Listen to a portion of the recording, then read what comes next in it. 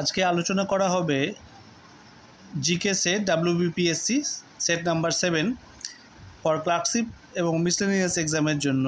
এছাড়া ডাব্লিউবিপি এবং কলকাতা পুলিশের এক্সামেও এরকম প্যাটার্নের জিকে কোশ্চেনগুলো আসে মূলত। 1 নম্বর প্রশ্ন হচ্ছে কমনওয়েলথ অফ ক্রিকেট এই বইটির লেখককে? উত্তর হচ্ছে রামচন্দ্র গুহ। 2 নম্বর প্রশ্ন হচ্ছে হিংলো নদী এটা পশ্চিমবঙ্গের কোন নদীর শাখা নদী? উত্তর হবে অজয় নদীর। এখানে মনে রাখতে হবে যে অজয় নদী কাটোয়াতে ভাগীরথী নদীর সাথে মিশেছে। 3 নম্বর প্রশ্ন হচ্ছে জুকু উপত্যকা এটা কোন রাজ্যে অবস্থিত?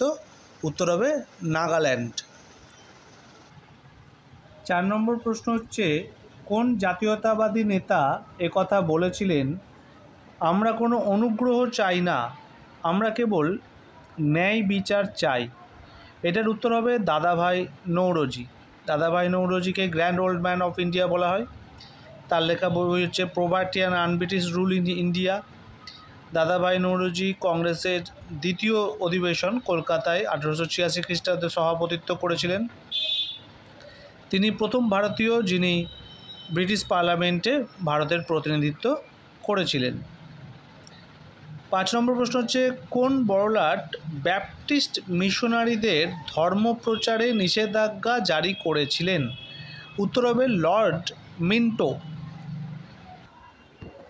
6 নম্বর প্রশ্ন হচ্ছে কার্লাপাট বন্যপ্রাণী অভয়ারণ্য এটা কোন রাজ্যে অবস্থিত? এটা হবে উত্তর হবে ওড়িশা। ওড়িশার বর্তমান মুখ্যমন্ত্রী হচ্ছে নবীন পটনায়ক এবং মনে রাখতে হবে নবীন পটনায়ক হচ্ছে ভারতবর্ষে বর্তমানে সবথেকে বেশি দিন মুখ্যমন্ত্রী থাকার রেকর্ড করেছেন। পরে 7 নম্বর প্রশ্ন হচ্ছে মৈত্রী সেতু এটা কোন নদীর উপর অবস্থিত? উত্তর হবে ফেনী নদীর উপর। 8 নম্বর প্রশ্ন হচ্ছে ফুলহার নদী এটা কোন জেলায় উপর দিয়ে প্রবাহিত হয়েছে? উত্তর হবে মালদা জেলার উপর দিয়ে। 9 নম্বর প্রশ্ন হচ্ছে ওয়াংচো কমিটি এটা কিসের সাথে সম্পর্কিত? এটার উত্তর হবে প্রত্যক্ষ কর। 10 নম্বর প্রশ্ন হচ্ছে বৈগা আদিবাসী এরা কোন রাজ্যে বসবাস করে? উত্তর হবে মধ্যপ্রদেশ। মধ্যপ্রদেশে বসবাসকারী গোন্ড আদিবাসী হচ্ছে ভারতবর্ষে সবথেকে বেশি সংখ্যক আদিবাসী। পরের প্রশ্ন হচ্ছে গ্যালেনা এটা কিসের আকরিক? উত্তর হবে সিসার। পরের প্রশ্ন হচ্ছে শিবপুরী জাতীয় উদ্যান এটা কোন রাজ্যে অবস্থিত? উত্তর হবে মধ্যপ্রদেশ। 13 নম্বর প্রশ্ন হচ্ছে এক্সিম ব্যাংক এটা কবে প্রতিষ্ঠিত হয়? উত্তর হবে 1982 সালে। 14 নম্বর প্রশ্ন হচ্ছে রিহান্দ এটা কোন নদীর শাখা নদী? উত্তর হবে সোন নদী। 15 নম্বর প্রশ্ন হচ্ছে উকাই বাঁধ এটা কোন নদীর উপর নির্মিত? উত্তর হবে তাপ্তি নদী। 16 নম্বর প্রশ্ন হচ্ছে চৌম্বকীয় ক্ষেত্রগুলির শক্তির এসআই একক কী? উত্তর হবে টেসলা। 17 নম্বর প্রশ্ন হচ্ছে কবি রাজশেখর কোন রাজার সভায় ছিলেন?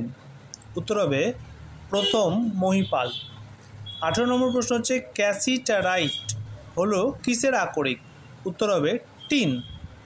19 নম্বর প্রশ্ন হচ্ছে জামপুই পাহাড় কোন রাজ্যে অবস্থিত? উত্তর হবে ত্রিপুরা। 20 নম্বর প্রশ্ন হচ্ছে হো উপজাতির বাস কোন রাজ্যে? উত্তর হবে ঝাড়খণ্ড।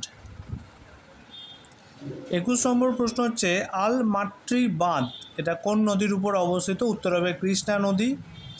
পরের প্রশ্ন হচ্ছে কবি বিলহন কোন রাজার সভায় ছিলেন? উত্তর হবে ষষ্ঠ বিক্রমাদিত্য। পরের প্রশ্ন হচ্ছে ইন্ডিয়া ইন ট্রানজিশন এই বইটির লেখককে? উত্তর হবে এম.এন. রয় বা মানবেন্দ্রনাথ রায়। এটা বিপ্লবী নরেন্দ্রনাথ ভট্টাচার্যের ছদ্মনাম ছিল। পরের প্রশ্ন হচ্ছে রাজ্যের অর্থ বিলের কথা বলা আছে সংবিধানের কোন ধারায়? উত্তর হবে 198 নং ধারায়।